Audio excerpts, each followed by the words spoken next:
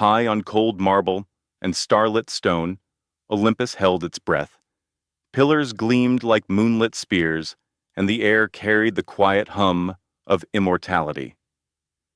Yet beneath the silver calm, a tremor lived, not the clap of thunder or the snarl of some ancient beast, but something smaller and more unsettling, the steady rise of mortal hands and mortal minds. From that high terrace, gods looked down upon lantern-stitched valleys and flame-pricked coasts, where villages had become cities and songs had become laws. The old world, once obedient, once deferential, now spoke with a new cadence. It questioned, it learned, it dared. Zeus watched the smolder of forges against the night and felt the nearness of defiance.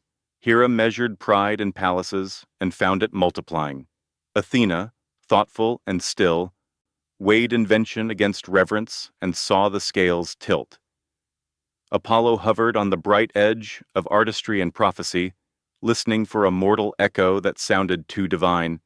Even Hermes, who loved a sharp mind more than most, traced cleverness as it slipped over boundaries, quick as light across water. They were not afraid of death. They did not die. They were not afraid of time. It did not carry them. They were afraid of something subtler, the spark in mortals that leapt from imitation to creation, from obedience to authorship. Power had once flowed from heaven to earth. Now, in flickers and flares, it rose from earth to meet the sky. And on a wind that smelled faintly of ash and fennel, the first great fear took shape. Before the cities and the laws, there walked a Titan named Prometheus, forethought carved into his gaze. He knew what the gods would not admit, that cold hands grow bold when warmed, and dark minds wake when light arrives. So he climbed a night steep as a blade, hid a coal in a hollow fennel stalk, and brought the forbidden dawn to humankind. The ember landed in mortal palms and became 1,000 small suns. Fire lifted the chill from bone. It turned raw flesh into sustenance and raw ore into blade. It hardened clay into brick, and night into a workshop. It whispered that nature was not only fate, it was material.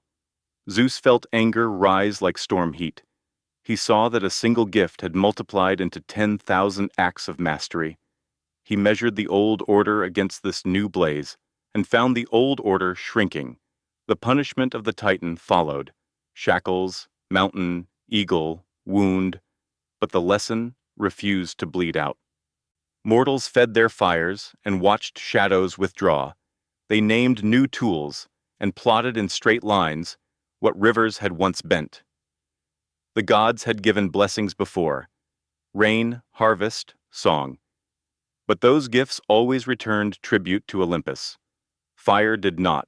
It built its own tribute, and it burned on altars of unfamiliar design. In that relentless light, even marble felt less eternal. The gods saw, for the first time, the shape of a future in which mortals did not merely worship, they made. And with the making came the second fear. The name was hubris, pride that climbed where reverence should kneel. In the bright city of Thebes, Niobe stood tall and counted her children like laurels, daring comparison with the goddess Leto. It was not the numbers that cut the air, but the tone, a mortal voice weighing itself against the divine. Arrows fell like verdicts, statues cracked like hearts. In some tellings, Niobe wept until stone took the shape of grief and fixed it forever. The gods saw pride as a mirror turned upward. They did not fear compliments to heaven. They feared reflections of heaven on earth. If one mortal could claim divine measure, others could claim divine license, and at the end of that road lay a city of men who bowed only to themselves. So the stories tightened like storm ropes. In one age, the earth took on water and the sea became a council. The flood rose as if the sky itself had bent to pour out justice. Rooflines vanished, fields went dumb. The survivors learned humility from the dangerous silence of the world, washed clean. Whether memory or metaphor, the deluge became a line on a map. Beyond it, the land where mortals knew they could drown a cosmos with their riot. The gods did not always punish to destroy. Sometimes they punished to persuade, stitching fear to memory so that law might grow. But persuasion has an edge, and fear, once sown, cuts both ways. The divine hand shook, not because mortals sinned, but because mortals showed how easily order can fracture, and how quickly fracture spreads. The ground heaved, the air blistered. From chasms where the earth kept its oldest names rose Typhon. Storm given shape, ruin given appetite, heads like serpents, voices like furnaces, wings that turned daylight to ash. He was not a trial, he was a test. Even thunder stepped back. Even Olympus felt its columns sway. There were stories, gods fleeing to foreign forms, the sky unpinned for a shuddering moment. Lightning striking like a prayer, learned too late. In the end, Zeus pinned the terror beneath Etna, and the mountain learned to breathe fire in its sleep. Victory came, but it did not feel like youth. It felt like a narrow bridge crossed in the dark. And then the gigantomachy, gods against giants, order against the raw push of the earth itself. The giants were not merely large. They were primordial, born from the same roots that gave Olympus its stone. In some tellings, a god's hand alone could not close the war. A mortal arm had to lift the final stroke. The word ally entered the divine lexicon, edged with necessity. If immortals could be cornered, they could be cornered again. If victory required mortal aid, then mortals had already stepped inside the circle, drawn to keep them at a distance. The gods saw a strange arithmetic forming. Fear plus reliance, yours bond. Bonds can be chosen. Reliance cannot. Olympus learned to fear both the enemy that howled and the friend who helped. After the battles, the air cooled. Smoke thinned to mist. But the fear did not go with it. It lingered like a bruise under gold. Among columns and laurel shade, portraits of divinity sharpened their gaze upon the human world. Athena stood first, helmet at rest, eyes bright with designs no map yet held.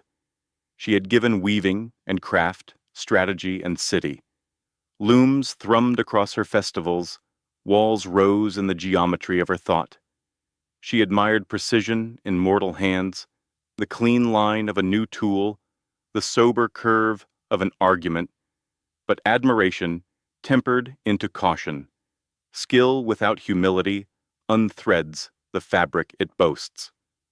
Her blessings carried warnings like signatures. Apollo followed, radiant, lyre resting, prophecy breathing from the cave at Delphi. He loved the beauty that found him, yet watched with a guarded heart when mortal voices rose to rival his own. Poetry caught at something celestial. Sometimes it caught too much. When men read, riddled smoke, and walked away as if crowned by the future, a tremor passed through his light. If art could enthrone, if foresight could enthrall, where would worship go when creation felt close enough to grasp? Hermes moved in the bright margins, sandaled, smiling, swift. He blessed pathways and transactions, speech that turned stone into bargain. Wit delighted him, but he knew its teeth.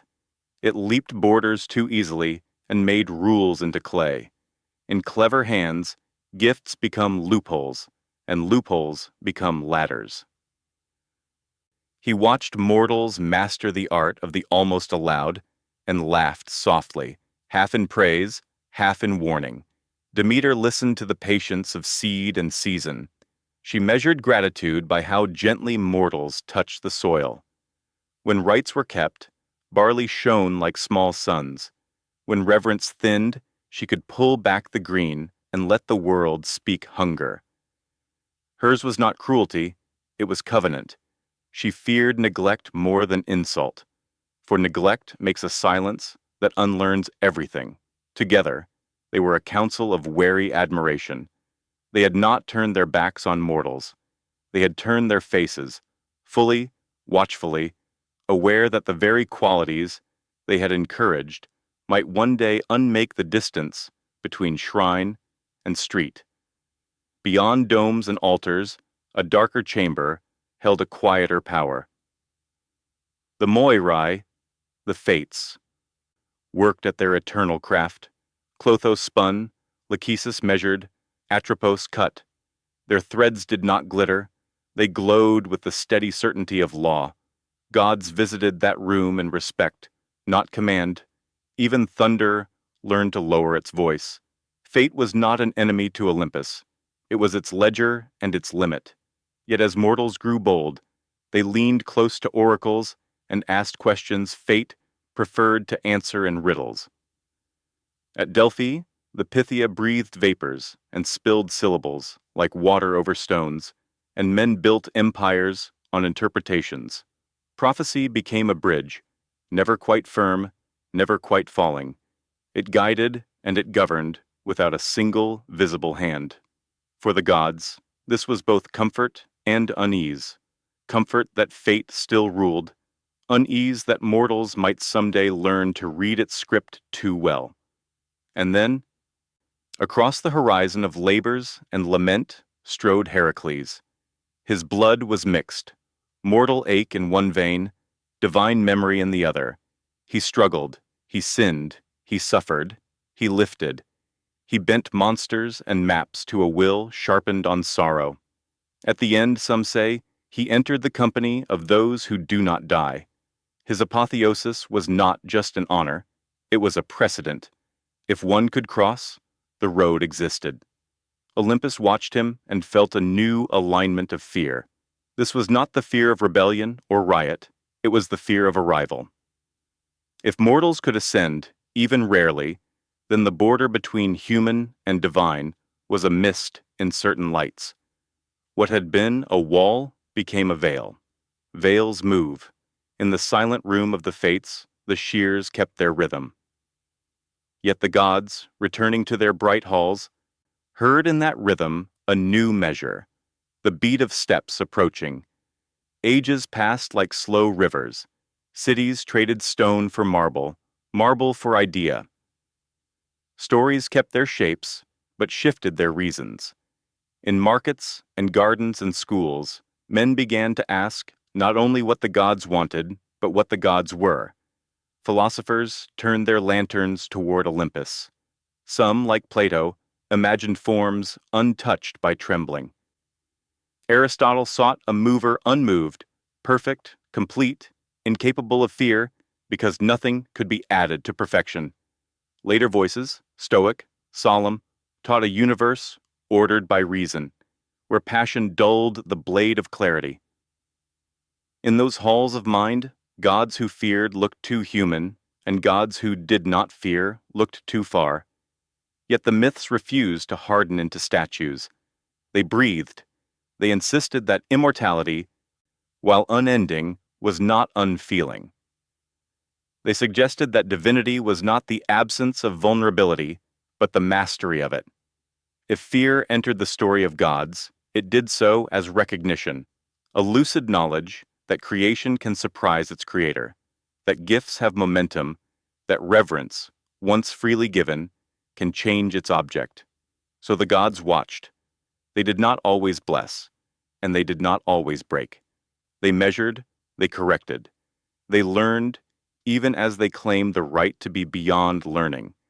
They feared, not as cowards fear the blow, but as stewards fear the breach.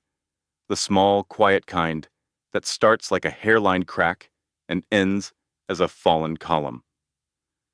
Down below, mortals kept tending fires, forging tools, writing laws, singing songs that rose through night like birds that never lost their way. They failed and tried again. They boasted and paid. They prayed and forgot and remembered. They walked the thin place between humility and hunger and called it history. On certain evenings, when the wind left the sea gentle, and the olive leaves shivered without sound, a god would look down and see a child at a threshold, holding a lamp made from ordinary clay, bright as any star he knew. The sight was not an insult, it was an ache. It said that the spark had traveled as far as it could and found new places to live. It said that the distance between heaven and earth is sometimes a step and sometimes a sky, and that both truths can be true at once. Fear, in such moments, looked less like threat and more like awe turned inward. A recognition that power is most perilous when shared and most beautiful for the same reason. If the gods feared men, perhaps they feared the mere mortals held up, polished with effort and grief, reflecting a creator's face with unexpected clarity. Prometheus's ember still burned, tucked into 1,000 sciences and 1,000 songs. Niobe's stone still wept, warning that elevation without reverence is only height. Typhon's breath still rumbled under Etna, reminding that chaos sleeps lightly. The giants still haunted the edge where earth remembers its raw strength. Athena's loom still clicked in the measured music of craft. Apollo's laurel still whispered that inspiration and pride share a root. Hermes's sandals still flashed at the borders of law, testing the seams for both weakness and wisdom. Demeter's fields still brightened and dimmed by the courtesy of gratitude. The fates kept their vigil, threads crossed like constellations, some cut clean, some tangled, some pulled through the eye of a needle the size of a life. Even there, fear had its rightful place. Not as a tyrant, but as a tutor, reminding gods and mortals that nothing made remains simple, that everything given asks to be honored, that beginnings ask to be remembered when endings are near. In the last quiet, Olympus did not thunder, it listened.